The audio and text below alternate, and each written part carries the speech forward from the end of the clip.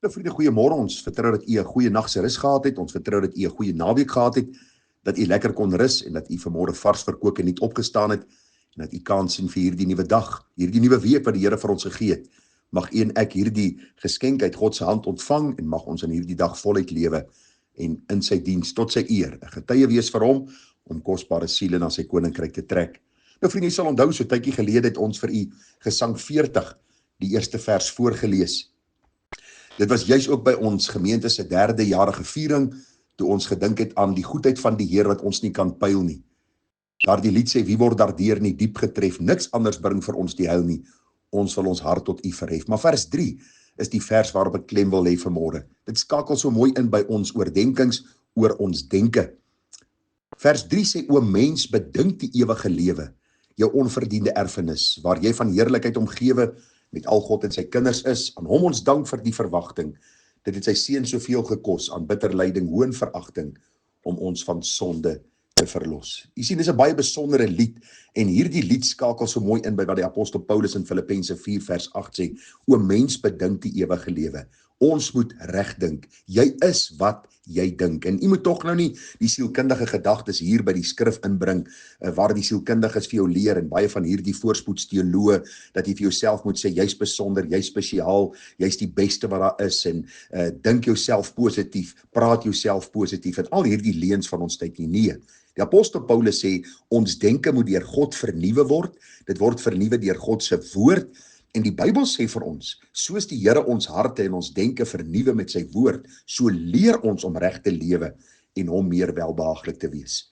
So ons daar reeds gekyk na die eerste gedagte wat die apostel Paulus in Filippense 4 vers 8 sê, verder my broeders, eintlik praat hy met die gemeente, elkeen ingesluit, bedink alles wat waar is, en vanmôre kyk ons na bedink alles wat eerbaar is. Nou die Engelse woordjie vir eerbaar is die woordjie honest, om ook eerlike gedagtes te bedink, gedagtes met integriteit, om eerbaar te wees in my denke. Die hart beskryf dit, ja, Handboek vir Afrikaanse taal beskryf dit as eerbiedwekkende gedagtes. Daarom vriende, 'n waardige lewe begin by jou denke. So jou gedagte moet eerlik wees, gevul met God se waarheid, sodat jy ook eerlike antwoorde kan gee, sodat jy nie betrokke sal raak in gesprekke van ander mense, kinderstories sal aanvaar as die waarheid, en dan weer dit oorvertel, sonder dat jy feitelik praat, en eintlik so jou gedagte besoedel, ander mense se gedagte besoedel, en 'n oneerbare optrede dan promoveer nie. Die Bybel sê vir ons in 1 Timoteus 3 vers 8, pragtig hoe die Bybel vir ons op verskillende plekke dieselfde gedagte deurgee. In 1 Timoteus 3 vers 8 skryf die apostel Paulus aan die jongman Timoteus oor hoe 'n ouderling en 'n diaken moet lyk en hoe hulle daarna moet uitsien. En hy sê, net so moet die diakens waardig wees, of ons kan sê eerbaar wees. Nie uit twee monde spreek nie, nie verslaaf aan wyn nie, geen vuilgewind soekers nie. Net so moet die vroue waardig wees, geen kwaadspreeksers nie, nigter, betroubaar in alles. U sien die gedagte, alles wat waar is, alles wat eerbaar is. En hier kom dit na vore ook, hoe die diaken moet wees, hoe die vroue in die gemeente moet wees. En ag vriende, is belangrik dat ons sal sien, dat 'n waardige lewenswandel begin by 'n gedagte wat eerbaar is. Honest thoughts, eerlike gedagtes. In die eerste plek oor myself, oor die heiligheid van God en dan ook oor ander mense.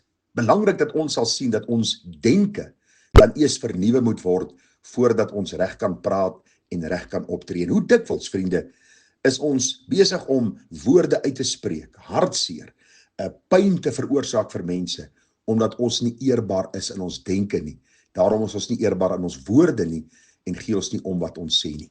Ek lees vir die aanhaling wat ek so onlangs gelees het. Daar staan, groot denkers bespreek idees, middelslagdenkers bespreek gebeure, en die res bespreek ander mense. Dit was vir my so treffend gewees. Vriende, dis noodsaaklik dat ons groot dinge sal bedink.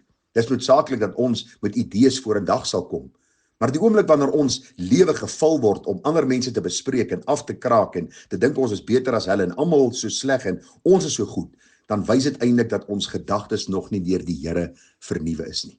As jy ander mense bespreek, vriende, dan leef jy nie eerbaar nie. Jy lewe nie waardig en in lyn met dit wat God vir sy kerk en sy kinders voorgeskryf het nie. Daarom sê Titus 2 vers 2 vir ons, die ou manne moet nugter wees, waardig, ingetoe, gesond in die geloof, in die liefde en die lydsaamheid. U sien, die gedagte van eerbaarheid is die gedagte van waardigheid, om integriteit te hê. Die Engels praat van honorable. Ons moet 'n karakter hê, vriende, wat die toets van tyd deurstaan het. Daarom is het belangrik dat ons denke moet gerig wees daarop oor hoe ons eer aan God se naam kan bring deur ons optrede. Romeine 2 vers 24 sê vir ons, want soos geskrywe is, die naam van God word om julle wil onder die heidene gelaster. Hoe dikwels draai ons om nadat ons met mense gepraat het en ons stap weg en hulle sê vir mekaar, maar bely daardie man en vrou nie, hulle is 'n kind van die Here nie. Hoor het hulle hierdie mense nou sleg gesê, hoor het hulle hierdie mense nou bespreek, hoor het hulle alles gesê het, hoor het hulle alles kwyt geraak het. En daarom is het belangrik, vriende, dat ons sal sien, dat ons as kinders van die Here nodig het om ons gedagtes te rig, dat die Here ons gedagtes sal vernuwe, dat die Here ons sal leer om reg te dink, sodat ons eerbaar in ons denke sal wees. Denke met integriteit, 'n eerlikheid, en wanneer ons praat, dat ook dieselfde na vore sal kom. U sien, as ons God se waarheid en woord liefhet, dit lees en bedink, dan is die logiese uitvloeisel dat ons eerbare gedagtes sal bedink en eerbaar en waardig sal optree, want ons besef dat sy naam en sy eer op die spel is. Daarom onthou het ons wat ons vir u aan die begin gelees het, Gesang 40. O mens, bedink die ewige lewe. Dis jou onverdiende erfenis en ons moet nou al lewe soos koninkrykskinders. Ons moet nou al lewe soos burgers van die hemel. Dit begin by ons gedagtes, wanneer ons eerbare gedagtes bedink. En ag vriende, daar is mense wat ons baie keer te nakom. Daar is baie keer wat ons miskien in ons gedagtes worstel met 'n persoon of persone, maar mag dit nie verder gaan dat ons dit sal uiter en mense sal belaster en die naam van die Here skade sal aandoen nie.